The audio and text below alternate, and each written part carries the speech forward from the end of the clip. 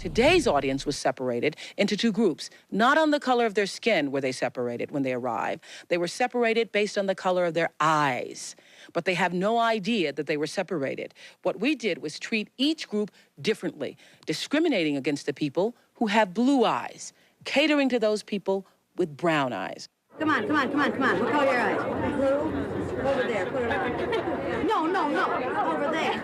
Blue, over there. The blue-eyed people were pulled out of line, told to put on a green collar and wait outside. When the brown-eyed people arrived, they were told to step to the front of the line. Audience members with brown eyes were allowed to enjoy coffee and donuts.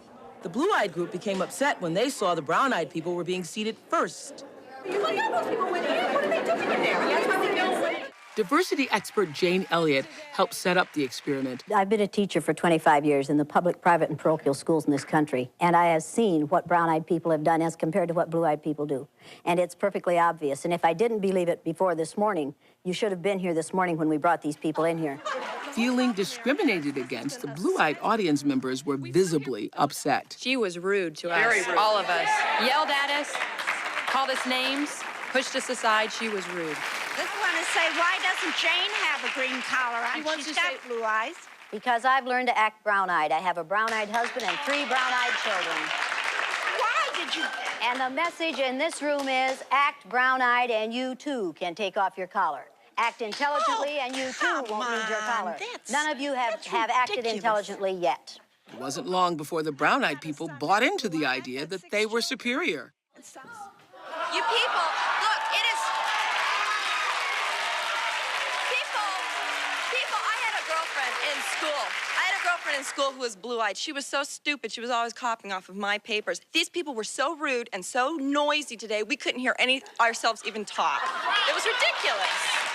Eventually, the audience figured out the show was really about race. Now, he was so angry, he took off his collar way on early. How many of you people of color can take off the collar that we have put on you? How many of you can take off your color?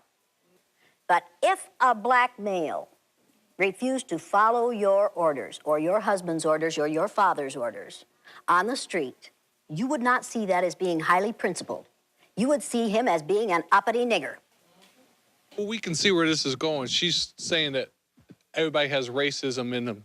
It's not really about the eye. She's trying to teach about racism.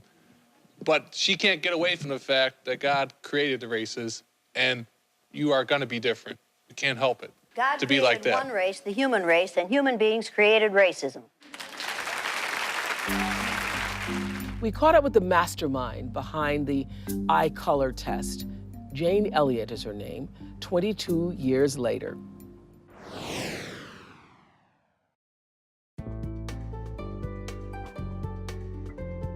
I loved teaching.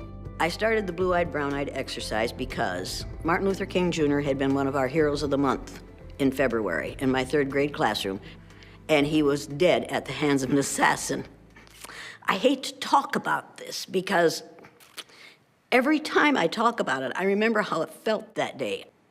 I was going to have to go into my classroom and explain to my students why the adults in this country had allowed somebody to kill hope, because Martin Luther King, for me, was hope for this country.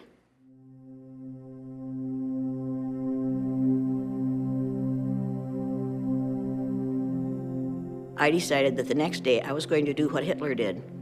I was going to pick out a group of people on the basis of a physical characteristic over which they had no control, separate them according to the color of their eyes, treat one group badly and treat the other group very well, and see what would happen. Eye color and skin color are caused by the same chemical, melanin. There is no logic in judging people by the amount of a chemical in their skin.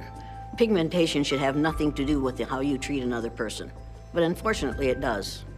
Give me a child at the age of 8, let me do that exercise, and that child is changed forever.